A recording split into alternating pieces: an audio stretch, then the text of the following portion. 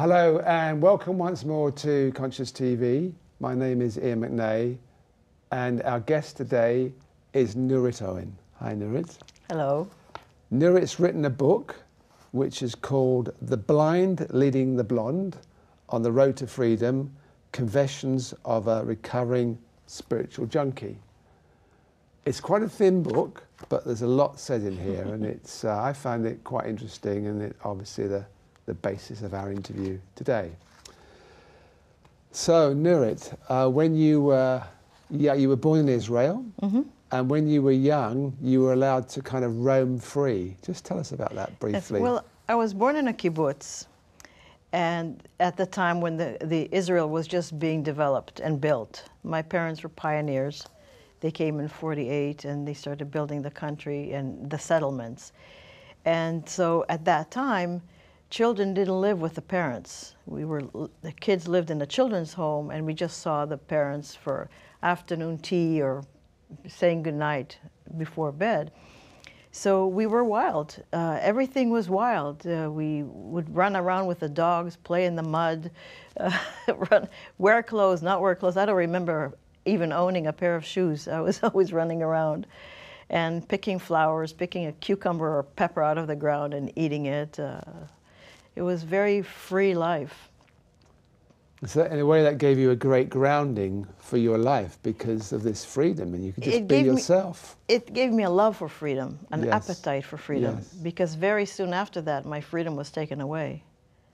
So what happened? We moved to Canada only for 3 years. My father wanted to go back to school. And all of a sudden, here I am in civilization. From this free being running around naked all the time, I had to wear shoes and socks and a winter coat. It was Canada, it was cold. There was discipline. I had parents that I was living with. Now my brother was there. I had grandparents. There were rules and laws and spankings and scoldings. And where did this come from? I wasn't used to that at all. And of course, learning a new language and then starting school.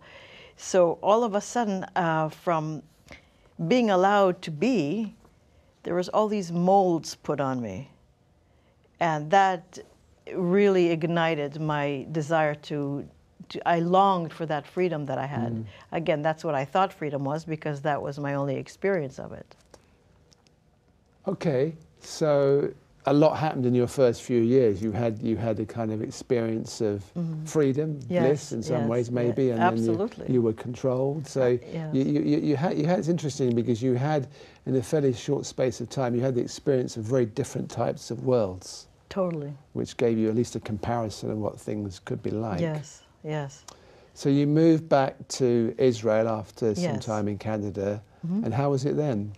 It was very difficult because I forgot all my Hebrew coming back. So because I learned English when I was in Canada, and so I forgot all my Hebrew. I came back, and all of a sudden, once again, I'm learning a new language. And kids could be very cruel. It was very difficult in school to get readjusted again. But somehow, you know, that fire in my belly was always there. To find the freedom, and then eventually I ended up going to the Israeli army, and that was, oh my God, there again goes my freedom. It was like, talk about rules and regiments. But just to mention before that, your father was actually a policeman in Israel, wasn't he? Yes, he was. So there was a kind of authority there. Yeah, well, he was a mix. He, on the one hand, at the daytime, he was a policeman, a detective. Okay. And a very good one and very strict. At the same time, he was an artist. Okay. At night, he had his studio, and he would go and do his art, his sculpture. So he had some kind of a free spirit in him, but it was very back and forth-ish. Yes. Yeah. So you joined the army, and you were stationed in Gaza, weren't you? Yes, the worst place you could be. Yeah. It was very, very dangerous. Sometimes it was too dangerous to even come home for the weekend. So, but the blessing of that time, again, it was the contrast. I seemed to learn a lot through contrast, because the contrast was so big. On the one hand, I had so little freedom. I had to eat what they fed me. I had to wake up when they told me to. I had to go to bed when they told me to. I had to do all the stuff that they told me to do. No personal will, no personal agenda whatsoever. At the same time, my father gave me the book Siddhartha. By Herman Hesse. By Herman Hesse. And I'm reading about this yogi who's traveling around and looking for himself. And I couldn't put the book down. I said, that's what I want. That to me meant freedom now. I knew that that was where my freedom was. And so I longed for that even more. And having the contrast of being in the army was just very difficult. I had to drink myself to sleep every night. I had a whole bottle of vermouth so I could sleep at night. It was very tough. So were you, with the army, were you actually on duty and having to shoot at people? Or? That was just in the training we had to learn to shoot. Yes. The other part in Gaza, a lot of it was clerical work, and some of it was being a witness in the prisons, where with the women's prison, to be a witness to make sure that they're not being sexually harassed or hurt in any way. So it could have been worse, your role in the army. You weren't instructed to shoot at people. No. Yeah. So and how was your relationship with your colleagues in the army at that time? So here you were reading Herman Hesse, Siddhartha, and they're presumably coming from a very different background. Very, and I kind of, at that point already, I started to lose interest in conventional life. I did not care for the regular, all my friends finished high school and went to learn psychology or sociology or the acceptable things to learn, and all talked about, one day having a family and kids and da-da-da-da and all that stuff. I lost interest in that. I was very much interested in finding myself and finding, going to India one day and becoming a yogi. And my friends there, I guess I was more of a leader type person, because what ended up happening is I used to sit on my bunk. I was in the top bunk, and I used to read it out loud to everybody. So they were kind of forced into it in spite of themselves. They had to sit and listen to my reading of Siddhartha. Of course, it was in English, and so some of them understood it, some of them I had to translate it for them and explain what I was reading. So it was like a satsang. Okay, so you left the army. What happened then? I became a hippie. I moved into a commune. My brother was part of it, and they're all musicians and actors, and they're all seeking in one way or the other. We were all on drugs, trying different things like LSD, mushrooms, hash, whatever was available. Nothing addictive. I was always careful not to do anything that was addictive, because again, I always felt that would take away my freedom more than anything. And we got high, and people used to read some books of Baba Ram Das at that time, and the Tibetan Book of the Dead, and a good friend from United States came to visit us. His name was Israel, and he was a saxophone player, and he told us all about India. He was headed towards India. And eventually he went to India, and that's how I found about the ashram in India. Which ashram was that? That's the ashram of Swami Muktananda. Okay. Not too far from Bombay. So you went to India to the ashram. Yes. How was that when you got there? The funny thing is, it was such a pull.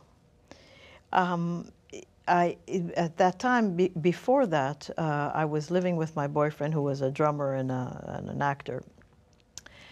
And we separated, and I felt like I needed something. I felt like my thirst for freedom and for love or peace or something was so strong that I went to visit some friends, because they had books of every kind. They had Ramtha, they had Baba Ram Das, they had every spiritual book. This was just the turn of into the 70s, early 70s.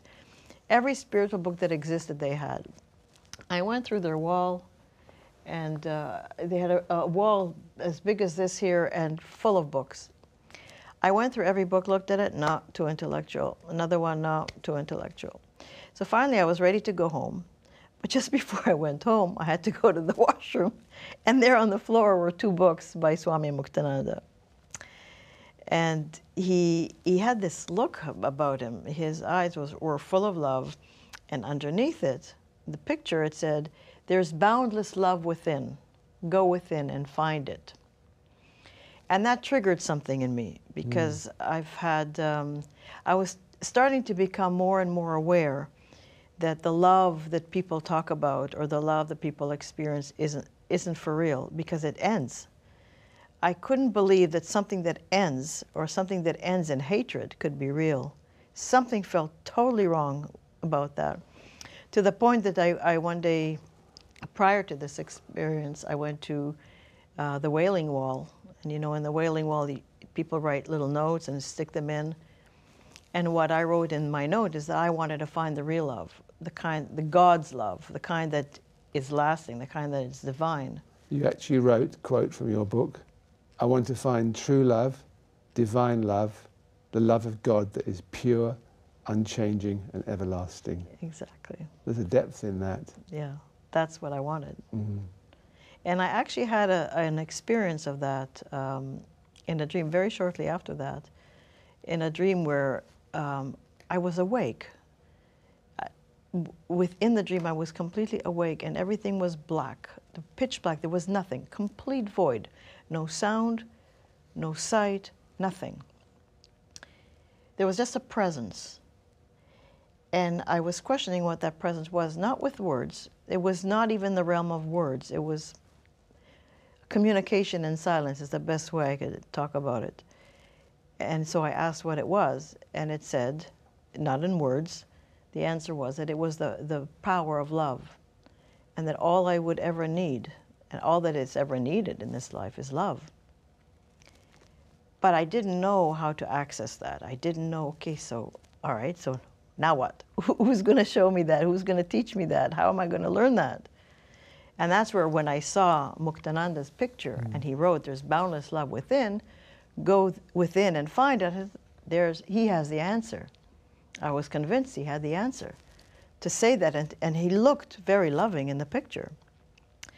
So I immediately decided to go. I had a little money from an inheritance, and everyone tried to stop me. My father tried to stop me, my boyfriend tried to stop me. He wanted me back. My best friends wanted to stop me. I was offered a house, fully paid for house, my entire education paid for, a trip around the world, you name it, I was promised. But it was this pull that there's nothing you could do. When you have that pull, you just go. So within 3 weeks, I went. 3 weeks of finding the books, I went to India.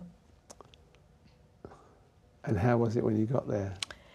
It was very different. Yeah. Nothing could have prepared me for that experience. It was Muktananda, we called him Baba. He was larger than life.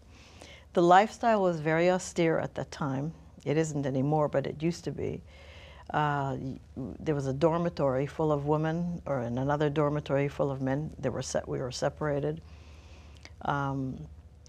We had to walk barefoot. The bathrooms were like 2 blocks away. We had to walk in the dark. There were scorpions you had to watch out for. I mean, it was very austere life. We had to get up at 3 in the morning, meditate for hours, chant for hours, work in the fields in the sun, hot sun of India for hours. It was very austere. A lot of people didn't make it. I felt for me it was a little bit easier because of the discipline in the army prepared me for such a life. And the Muktananda was larger than life. He had tremendous energy. He was very charismatic. He was very beautiful. And his teaching, well, he said wonderful things. He said things like, kneel to yourself, worship your own self, because God dwells within you as you, which I resonated with. It felt right. Unfortunately, he also said other things that I didn't realize at the time were misleading. Like, you can have all this, you will become enlightened. So he talked about waking up and being enlightened by going within. But there's a catch. First, you have to worship the guru, you have to serve the guru, you have to please the guru, and only in the future, when the guru is pleased with you, then you might receive it. So if it's within, at that time I didn't realize this, but now looking back, if it was within, if it was my birthright, why does somebody else have to give it to me? Why does it have to be in the future if it's already inside me? But at the time, I didn't you were know. committed. I was committed, and that's the danger of partial truth. Yes, but let's not go to that Yeah. just yet. There was a commitment there. Absolutely. How did you feel that commitment? I wanted the experience of finding that true love, what I wrote in the note. I Yes. wanted it so badly. Yes. I was willing to do anything. Yes. And it was very easy for me at that time to hear what I wanted to hear that I will get it. And because I was being trained that I will get it by pleasing the guru, that became my life's mission, to serve my guru, to please him in any way I could. I was waking up very early, even earlier than 3 o'clock in the morning, at 2 sometimes, forgetting about the meditation. I felt the meditation was for me. I had to do something for him. Yeah. I used to work day and night just so that I can please him enough so that he would say, okay, you've earned it. Now I give it to you. So you thought that freedom, enlightenment, self-realization, whatever we call it, that was something that had to be earned Yes. via a guru, and he That's was right. the one That's that had to right. say yes or no. That's right. And that's Yeah. what we were taught. Yes. And what was your gut feeling at the time? Yearning, tremendous. yearning, yeah. The yearning never stopped. I Yes. would stand in front of his picture sometimes and cry and cry and cry, and I would just say, kill me or give it to me. But I can't live like this without this. This yearning had to be satiated somehow. It was very, very intense. The problem is, though, when you start, I see it now. I kind of saw part of it, but I didn't know why it was happening. My ego, my spiritual ego, became very, very big. It was being fed by the activity, being fed by all this mental activity and the so-called achievements. If I succeeded in doing something good and he was pleased, there was this pat on the back. There was, I'm getting better. I'm a great yogini. I can get up at 3 in the morning, no problem. I can renounce this, I can renounce You see, that. the interesting thing, Nurit, is that you were very much, seems that you very much fixed on this path of, you knew you wanted it. Yes. And that's admirable, and I think anyone probably watching Conscious TV will, or most people will know this feeling that you really want, they really want this freedom, this feeling that they found themselves, and that was very real in you. But what you're saying now, looking back in a retrospective way, was that in a way it was never going to happen in this situation. But that at the time was the way you did it. You went, the Western people went to the East, they surrendered and they worked hard and they went along with the rules of the ashram, and that was the gateway, wasn't it? It seemed like that would be the gateway, only it wasn't really. Yes. It couldn't, like you said, is absolutely right, it could never happen. A, because there was something to happen in the future, and B, it was not my experience, it was his experience. Everything that I learned was based on his experience. It was hearsay, it wasn't mine. So what do you feel, looking back on that time, what do you feel you got out of it? What I got out of it is discipline. What I got out of it is that it intensified my yearning. It intensified my love. I did feel tremendous amounts of love. Unfortunately, though, there was also things that I got out of it that weren't helpful. And that's the spiritual ego, which is what happens. Like a competitiveness between you and the other disciples. Absolutely. Yes. Constant. I would constantly look around, who's working harder than me? Who does he like more? Oh my God, he gave her a flower, he didn't give me one. Oh my God. You know, it's like, Anyway, to continue the story, you came back to, was it Israel or Canada? You went to Israel, and you opened a centre based around his teachings. Yes, yes. And then you had various people come there, and then you fell in love with one of the disciples that came there. That's right, yes. But even that you felt guilty about, didn't you? Terribly. I was going to be a monk. I thought that I had to be a monk. To me, becoming a monk meant that you give yourself entirely. You renounce everything, and you become, in order to be with God. That's what it meant to me. I looked at it from a spiritual point of view. I learned later that some of the monks didn't. To them, it was a move up in their career. But for me, it meant giving myself to God. And then at that time, when I was living in Israel, Muktananda was in the West, and he started to marry couples up. Before that, he spoke against marriage. Now he was talking for marriage.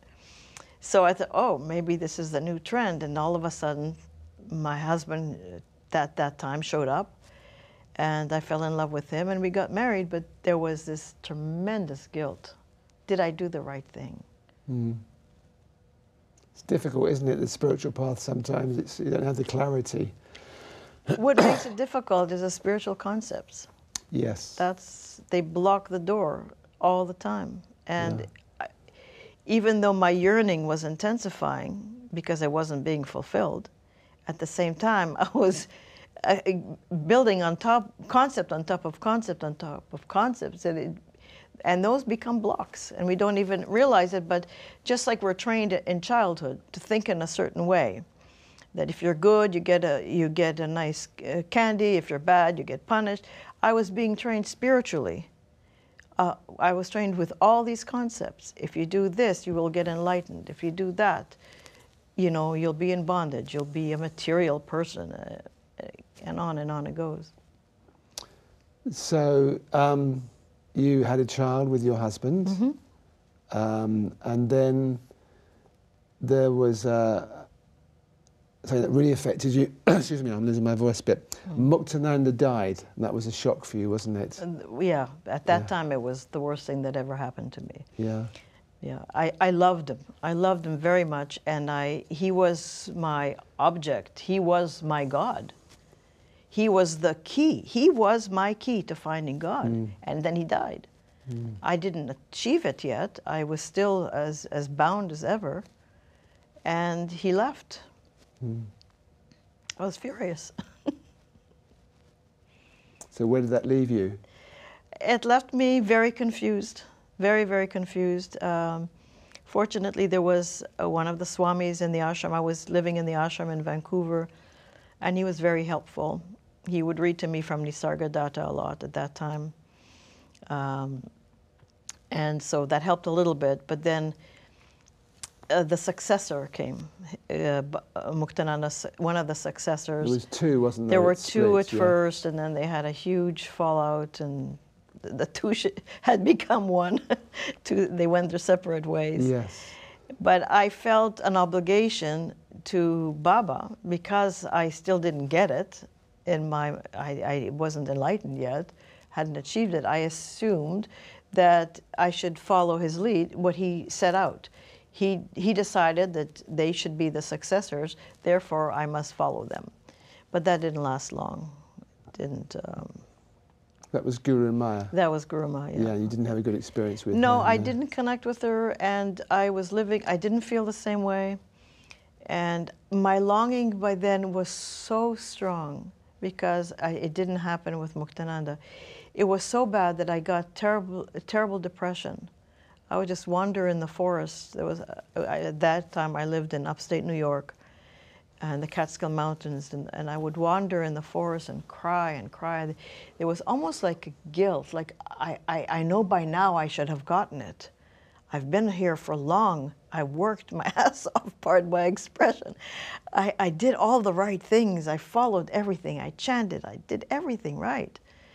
Why am I not my own being? It was as if my inner being was calling out to me, and something was not letting me hear it. Very intense. Because one night you had this dream, didn't you, where you, if I can find that quickly here in the notes, you had a dream of you crawled into Muktananda's grave? Yes, that was because of all the confusion that was going around at that time between the brother and the sister, Guru Mai and her brother. But he said something to you that was very significant. Yes, yes. Do you remember what that was? Yes, I do. He said you must always follow your own experience. You must always follow your own experience. Yeah. Only trust your own experience Only and follow trust it. Yes. your own experience. But you see, I didn't know what that was. I didn't have my own experience except for the longing. There was nothing. He was my model, and he was gone. There was. What does that mean, my own experience? I didn't know what my taste in food was. I ate what we ate in the ashram. I didn't know what my taste in music was. I didn't know what that experience was. We were chanting in the ashram. I didn't know what my experience was. I gave my life to him, assuming that he was the God that will help me find my own godhood. But I didn't know what that was yet. But it was kind of like a light to guide me in the future. And then your husband became a guru. Yes. He became a guru once while Muktananda was still alive, and that didn't go too well. He was creamed for that. But then after we separated, he became a guru. Yeah. How was that for you? I felt like that's what he always wanted. I wasn't even... I actually was surprised myself that I wasn't judging him for it, because I felt like that's what he wanted and that's what he got. Yes. I didn't believe in it, but that was his thing. But it's another kind of, for me, and I'm sure for you understand as well, it's another kind of example of where somewhere you gave your power away. Maybe that's... No, I never gave my power away to him totally. Not so much to my husband. I rebelled very much again, because I didn't like being married, and I didn't like his whole trip. It was okay for him because that's what he wanted, but it wasn't okay for me. And it also showed me how, even at that time, you see, Muktananda wrote a book that everyone followed, and it was about his spiritual experiences. You see the red light, and then you see the white light, and you travel to these worlds and that world, and you visit your ancestors, or you go to heaven and hell and all these things, and you finally have the final vision. So my husband followed that, and he assumed he had some of those experiences, and he got very deluded. He thought that was enlightenment. So he assumed he was enlightened, and he claimed to be an incarnation of one of the Indian sages. So to me, that was okay. That to me was very deluded. But then again, I was deluded in my own way. And then you found another teacher called Dr. Mills. This is in Toronto. Yes. And with him for 15 years. Yes. Was he different at all from... Totally. Yeah. Everything was different. So Everything was different. It wasn't so much a chanting or devotional. He was more of an artist. He was a musician, a concert pianist. He used to be, and then he conducted a group of singers. He painted. He did fashion design. He wrote books. He lectured spontaneously. Poetry would just come out of his mouth spontaneously. And he was able to articulate things that my previous teacher wasn't able to. And from what I understood from what he was saying, it sounded like this was it. This was the truth. And everything that I learned before with a future expectation, a future promise, was on a psychic level. It really felt like even the Kundalini awakening and all the visions that I had all of those that people talk about. It felt that those were on a psychic level, on a mental level. Whereas now, I was really getting into the real stuff. Again, partial truth, because what he was saying, a lot of it was true. But why wasn't it instantaneous? Why wasn't it happening now when he said that there's only one event, and that is now? So the words didn't correspond with the actual practices, which were studying for hours everything that he said and all his books, looking up every word in the dictionary, not just the big Webster dictionary, but in the Indo-European root dictionary, dissecting and analyzing everything. But you stayed there for 15 years. Yes. I was fascinated. You see, in hindsight, what I see, the mind loves to be impressed, and it follows what impresses it most. With Baba, I was so impressed with his power, the Shakti we call it, and all of that. With Dr. Mills, I was so impressed with his words. I thought anyone who can articulate things like that, anyone whose poetry can just flow like that, anyone who can paint the way he did, anyone who composed the way he did, has got to be enlightened. What I didn't realize at the time is that, yes, he probably had moments of presence, moments of enlightenment. He would have had to in order to be that creative. But what was celebrated was the creation and not the place where it came from. But I'm more interested in what was happening for you at the time. Well, that's what happened. No, but yeah. I mean, did you experience presence? Did you experience your being? Was there, in spite of looking back on it in a retrospective way and seeing that it was off to some degree, what did you get out of it at the time? At the time, my English improved. I'm sorry. You know, I had to learn to keep a job because everything cost a lot of money to be around him. I learned to recite. I wrote a book. I learned to recite. I could explain everything that he said, but it was intellectual. I didn't know it at the time, but I learned to articulate. I learned how to use words. That's what he was teaching me. But what was happening to this drive, this yearning in you that you talked about? It was still present. It was still present. And what was, I would feel it sometimes when I was with him, because he was larger than life again, and he would speak like unbelievably beautifully. And when he spoke, sometimes my mind would stop. But you see, I would have moments of presence, but there was no one there telling me, that's the experience, that's your being, that is what you're looking for. No one ever said that to me. I didn't know. I thought that I'm feeling that because I'm with him. Okay. And I would go into agony when he wasn't around. When will he come back? I would sit by the phone and wait for an invitation to be around him because I believed that that would only happen if I was with him. I was jealous of him. He has himself all the time. Why can't I have it? I didn't know how to access it. I didn't know how to turn it on for myself. Again, it came from someone else. And again, it was a future attainment. Hmm. And then he died. Yeah, horrible. Another devastating. Yeah. My life was, I thought my life was over.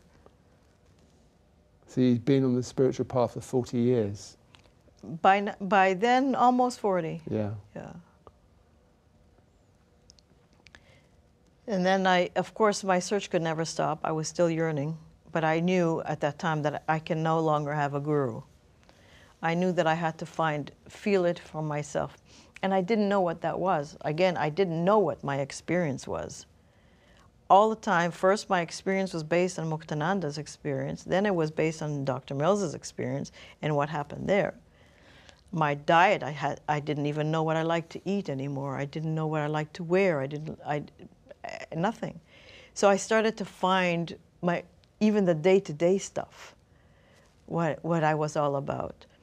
And I started going to course after course after course, which really annoyed me in a way, because when I started with Dr. Mills after Muktananda, I was under the impression that now I found the truth. Now my search was over. I didn't even realize that I was still searching.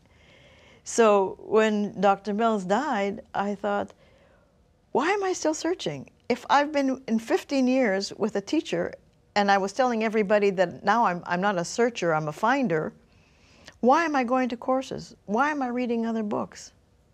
I couldn't look at Dr. Mill's books anymore, and I don't know why, but for some reason I just couldn't look at it anymore. I started to go to coaching courses, law of attraction courses, matrix energetic courses. I did everything.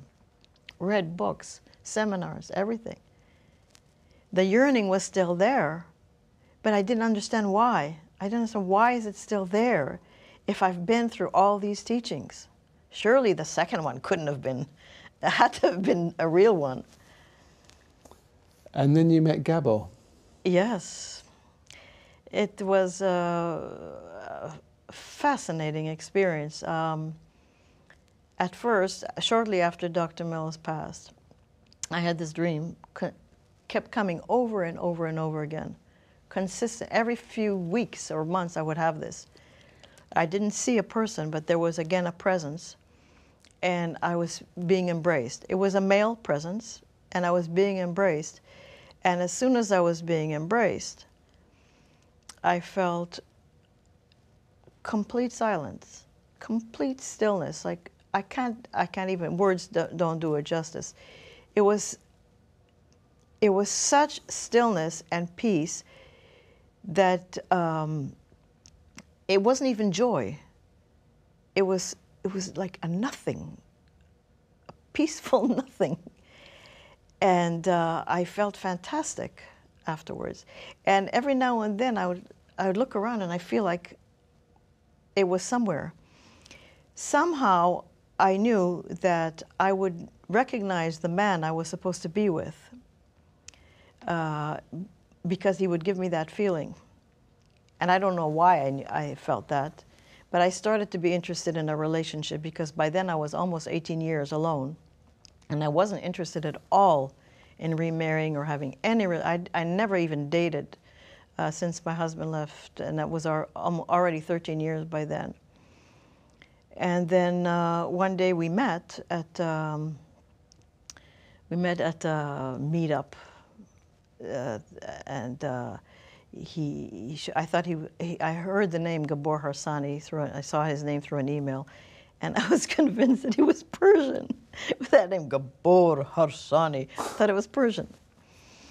And we met at Starbucks, and I'm looking for a Persian guy, and there's no Persian guy anywhere. All of a sudden, a blonde, reddish blonde hair guy comes in with a thick accent, definitely not Persian accent. I would have recognized that. And says, "Hello, I'm Gabor. You must be Nurit." And I said, "I thought you were Persian." He said, "No, I'm Hungarian." And we hit it off. I mean, he was telling me about his path. I was telling him about my path. And we went out for about a month. And I couldn't believe, I've never met anyone who listened the way he did. There was, I didn't know it at the time, but in hindsight, I know that it was silence, inner silence. That was just, my words were just pouring into that inner silence. But he never interrupted. He never tried to superimpose his opinion on me. He never tried to impress me. And that was totally unusual for anyone. Who doesn't try to impress in one way or the other, in any situation, not just relationships? And there was something about him, and I didn't know what. But I was also, in hindsight, I was terrified of him.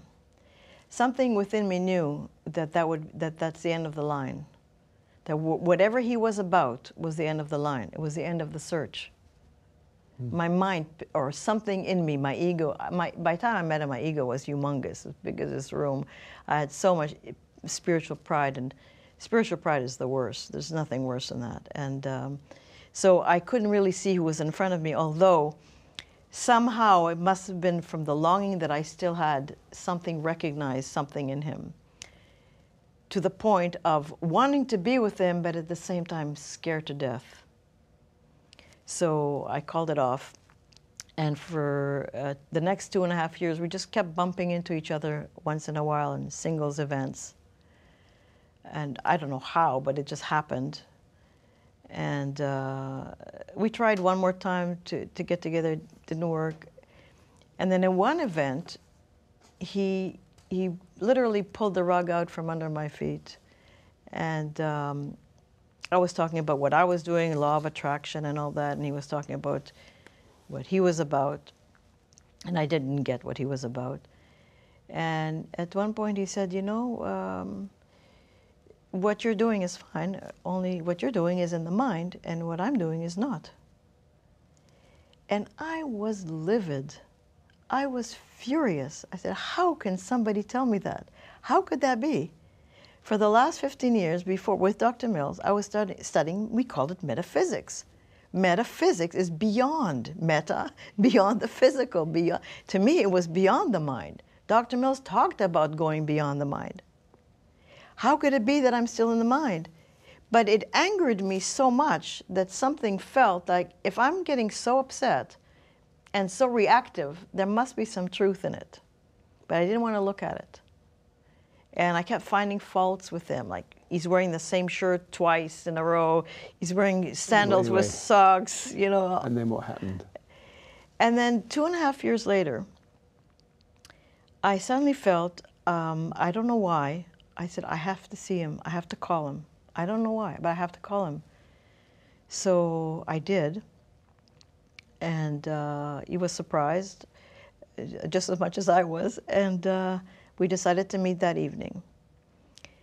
And on the way to meeting him, I realized that the only reason I wasn't getting who he really was, even though intuitively I felt there was something very unusual there, I felt it's because my mind was interfering.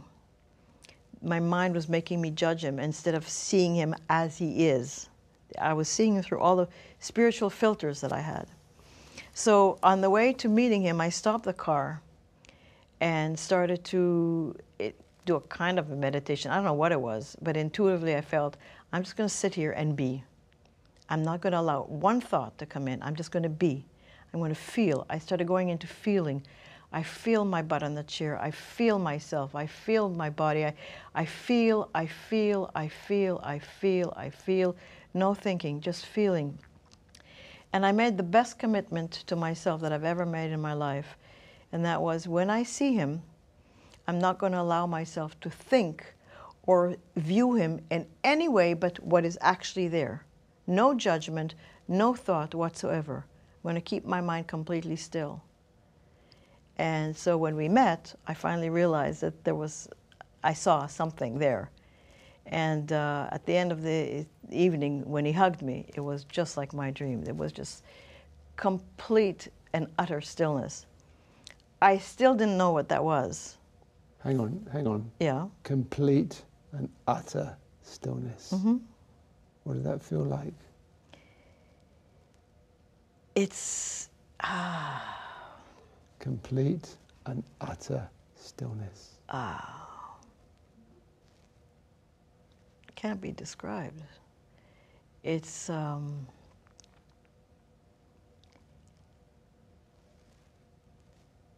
the richest feeling of nothing. So full of presence, of love.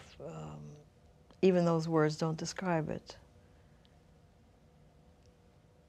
It's like complete silence. When you know the silence when you can hear a pin drop, only there's no pin dropping.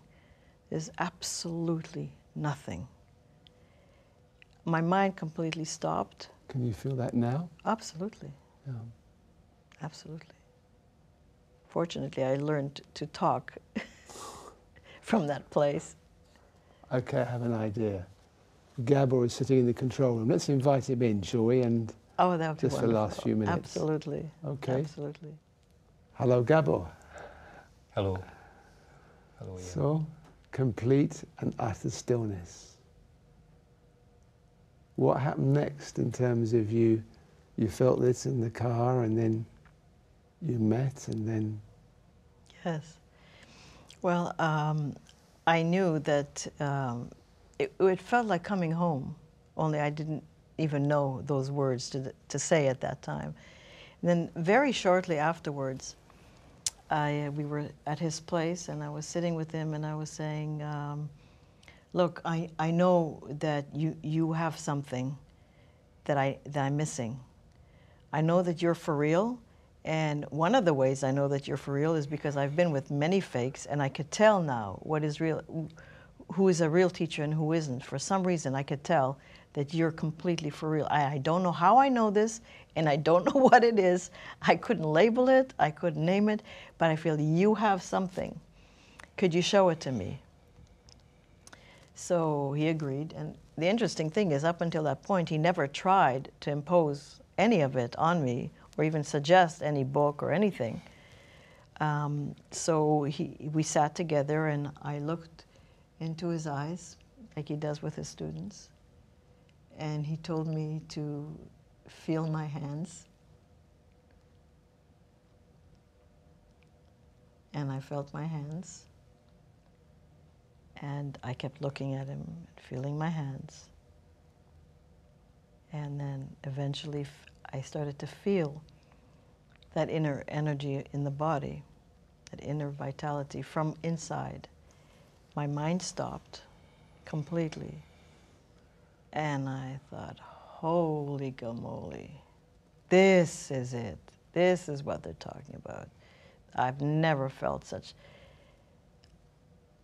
amazing stillness. It was a moment of being completely free of the mind, which enabled me to realize that that he was right. Everything I did before was not free of the mind. The mind was still present in all my practices. But now it wasn't. There's no scientific explanation or proof that I can give you, but that was the feeling.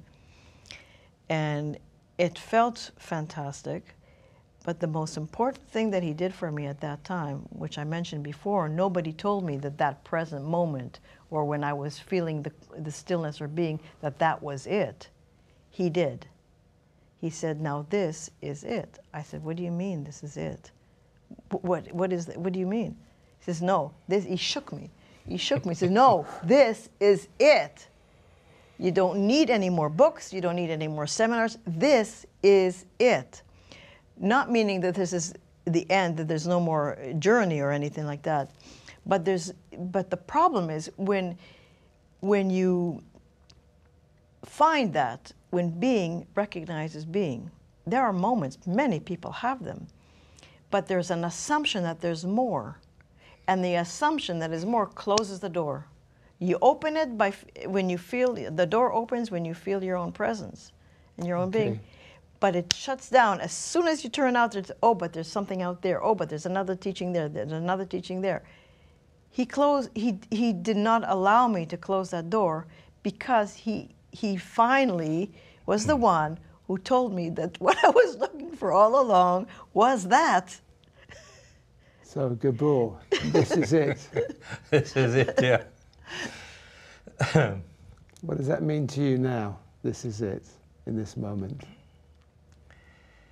It's that natural moment, this natural instant when the being actually recognizes itself.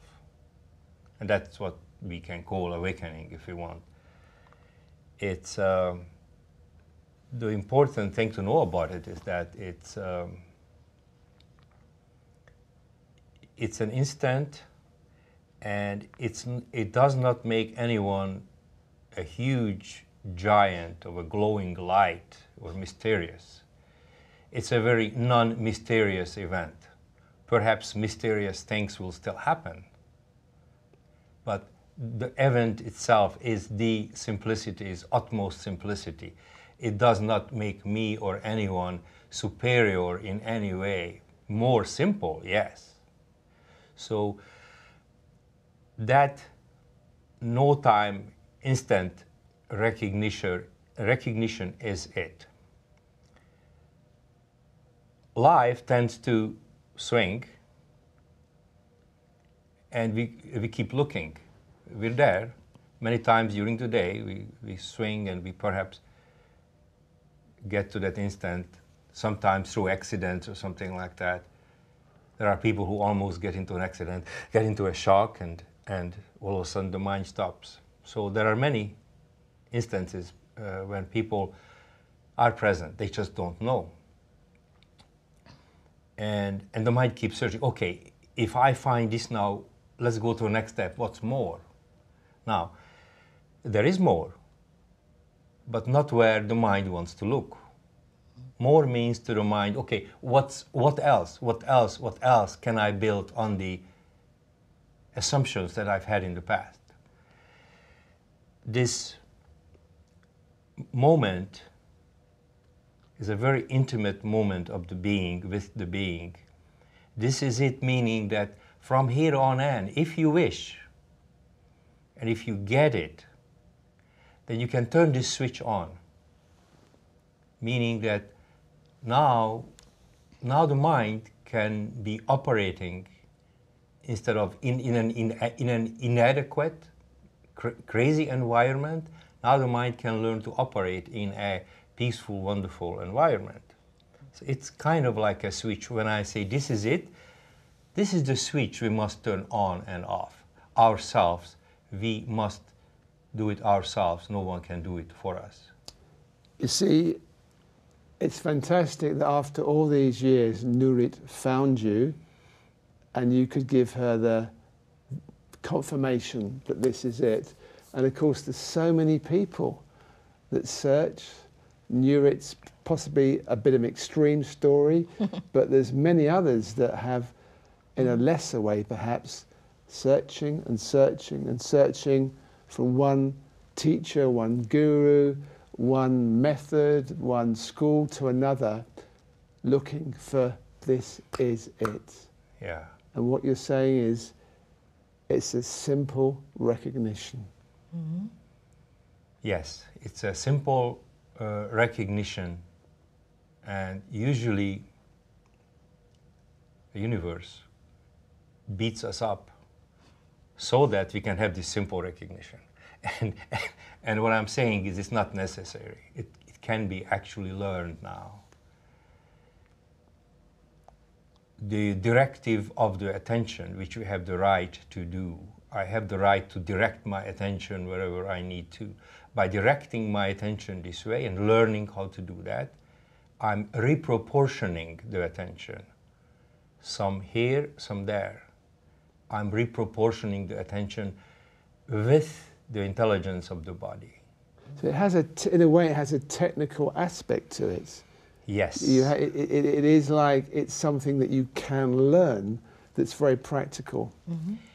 Yes. It's not like just like, and it's not just an aha moment.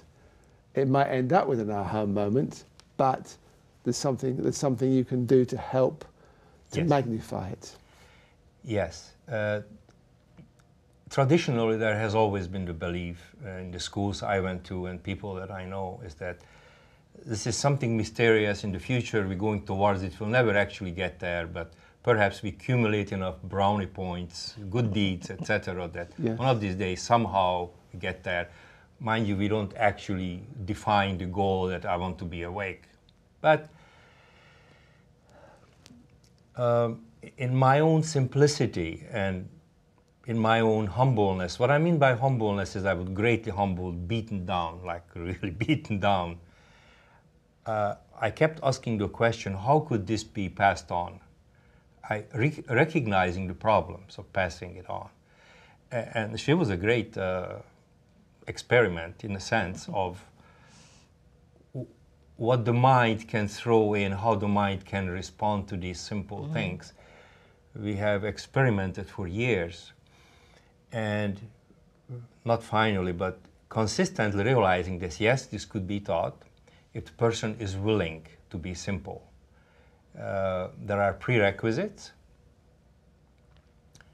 The prerequisite is that somehow the person gonna get to a mindset that the traditional approach will not work. Sorry, I don't care how long you have meditated, implicated, procrastinated, whatever, hated. It's not going to work. So with that recognition, if the person is willing to try to allocate their attention without dropping it like, oh no, it's too simple. It's gotta be more complex. My life has huge problems that require huge solutions. How could this simple relocation of attention help my huge problems? So those are the things that a person have to agree to overcome, in a sense. That, of course, I help with that. Yes, I think it's interesting, going back to, again, my notes about Nurit. One of the things you said when your book was you found freedom from complexity. Mm-hmm. And again, you've just confirmed that it's about simplicity in a way. And you also said, but it has to be sustained. You have the realization, yes, but it's not like, wow, my life is completely different. Right. And I know also you had a lot of kind of historical baggage you had to work through. Absolutely. But of course, somehow you've got the fundamental understanding or realization on a practical level, yes, that can help you on your way with all that. Exactly. I now know how to access it. Yeah. I know what to do. Before, if somebody said to go within, I said, what does that mean? Now I know what to do, and I know that it's mine. I know it's my birthright. I know that it's now. It's not going to be in the future. I don't have to earn it, and nobody else is going to give it to me.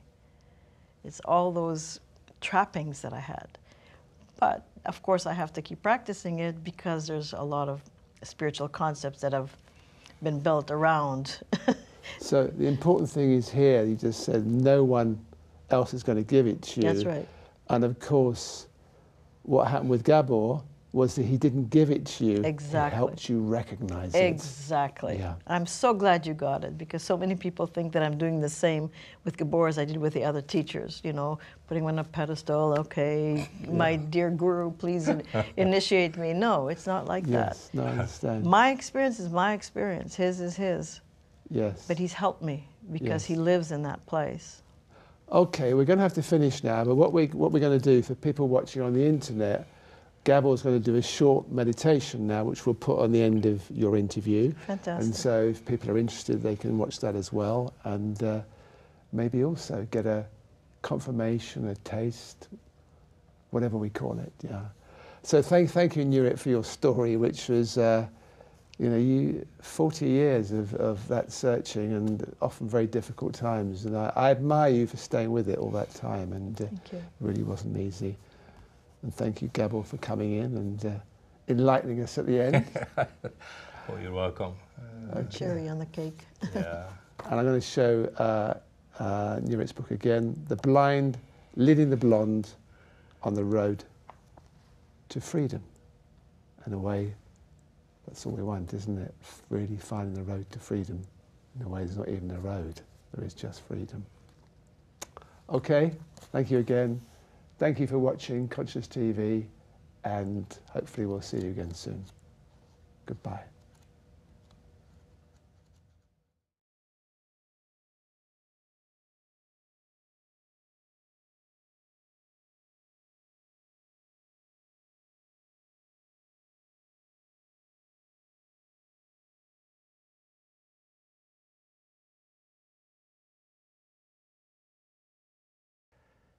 Hi, this is Gabor, Gabor Harsanyi. I'm doing a short guided meditation for Conscious TV.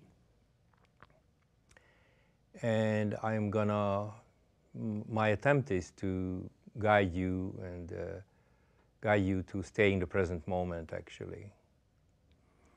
We usually call something like this meditation, but I don't like to call it meditation. I would call it rather the reproportioning of attention. Normally our attention goes out and stays out. And that's how we live our life. That's the expectations of others, society, etc. By reproportioning our attention, we keep some of the attention outside and some inside. If there is a consistent attention inside, and the attention is reproportioned for inner and outer, then the mind tends to will have a tendency to line up with the body. And when the mind and the body is in alignment, then you're in the present moment. This present moment is not a small piece of time stolen away from time. It's out of duality. This is something that's your birthright. That's something very natural to every person, and it's beyond time. Or I could also say it's in absolute time. If you're just sitting comfortably somewhere, just keep looking at me, and just relax. Nothing major will happen, no expectation. And just for a moment feel the chair under your butt. Keep looking at me and feel the chair.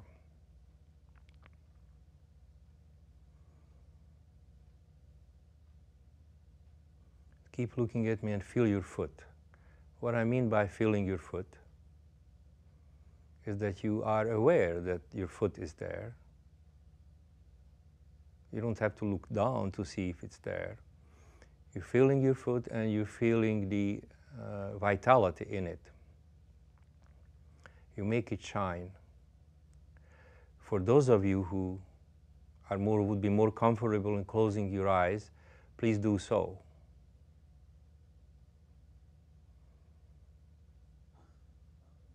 Keep looking at me if your eyes is open. And feel your hands. Be aware of your hands. Feel the vitality. Feel it shine. Feel the intensity, the aliveness in your hand. And we'll do the same thing with your chest now. Be aware of your chest. Focus on your chest.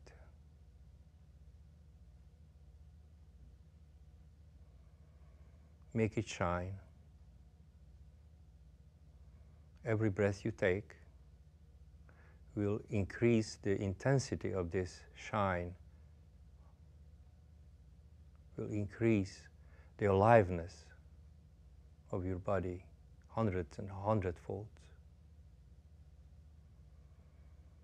Every breath you take will increase the intensity. Feel your shoulders.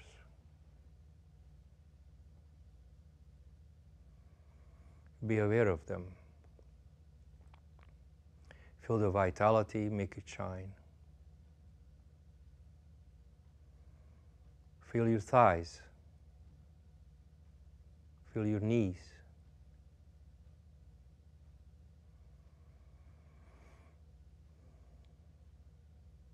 Feel the vitality, make it shine.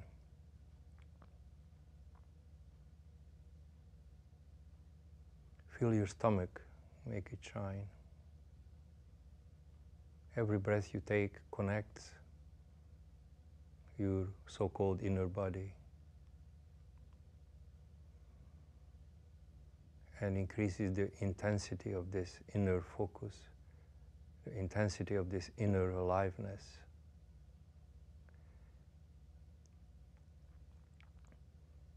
If your eyes are closed, slowly open your eyes, but before opening your eyes, make a decision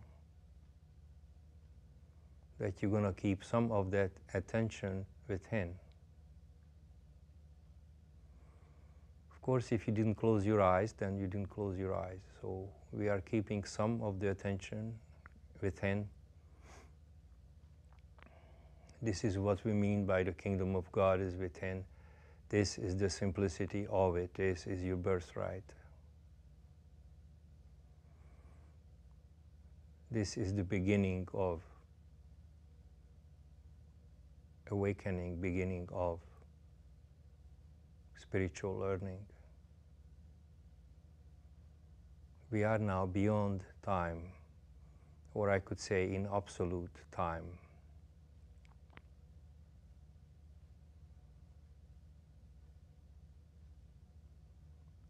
Keep looking and feeling inside.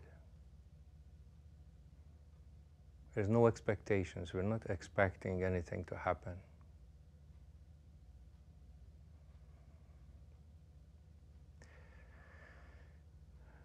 One very important thing, this is not a meditation. Your mind will tend to tell you this is the same as a meditation. It's always now, it's always now, it's always now. A meditation is in time, has a beginning and an end. This is the reproportioning of your attention. I don't know what to call it. I will probably call it reproportioning. If I must call it something, the less I try to call it something, the better. Just be with me. This is the so-called knocking on the door that Jesus talks about. And if your hearing has shifted a little bit, then the door is opening.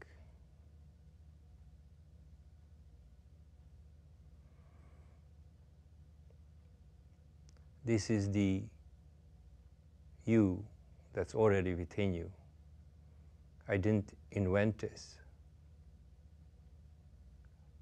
I didn't do anything to you. I'm simply sitting here looking at you. What's in me is in you. And in every living thing. From this peaceful, nurturing perspective, it's not possible to have any harmful thoughts towards anyone or anything. Just keep being with me. No expectation. Remember to keep some of your attention inside. Any body part will do. For most people, the awareness of your hands from inside is the simplest. But you might find that for you it's the foot or the chest. It doesn't really matter. One touch, just one touch within is worth thousands of hours of doing something without. It almost seems like you're willing to open the door to God, paying attention this way. So now God, the universe, can be with you. Now your mind and my mind can operate from a different context. This is a contextual shift. You will not lose your memory. You will not use your ability. You're not going to be irresponsible. It's a perfectly functional space. Stay here with me. What I'm saying is not as important as your inner attention. You have to, if you want, focus within. No one can do it for you. But it's easy. If you look within, you try to go within, it's very, very easy. Why should your birthright be hard?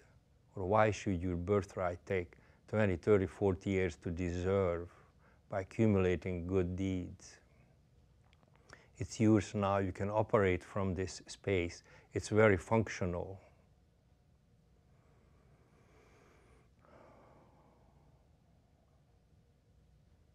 This is your being. This is how we were when we were children.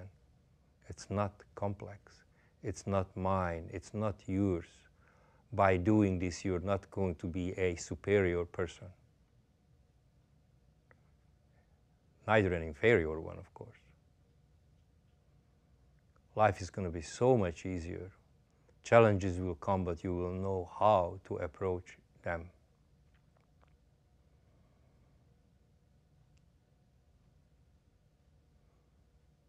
Do this simple thing of reproportioning as frequently as you can during the day while you're doing anything else. Standing in line in the store is a great way to practice.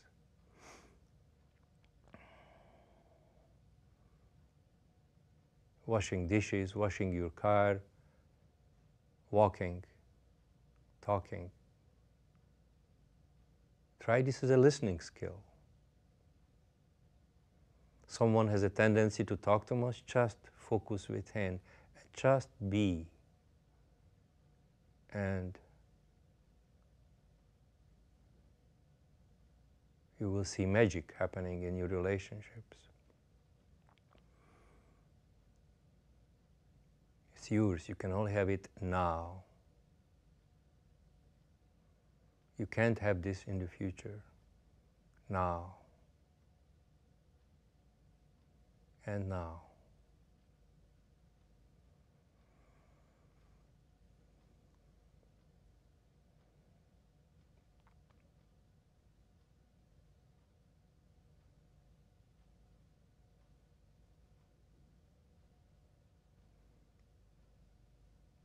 Put this on, put this tape on as frequently as possible. Practice it, and most importantly, practice it in your everyday life. Don't allocate some time to practice. Whenever you think of it, whenever it gets to you, now, now, now, reproportion, reproportion, reproportion.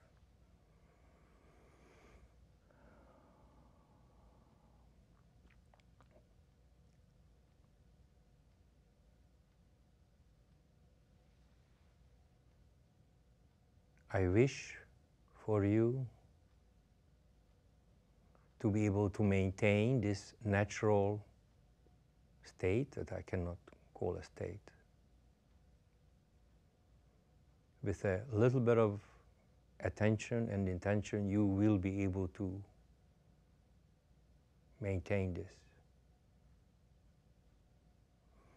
God bless you, and all the love to you and to yours.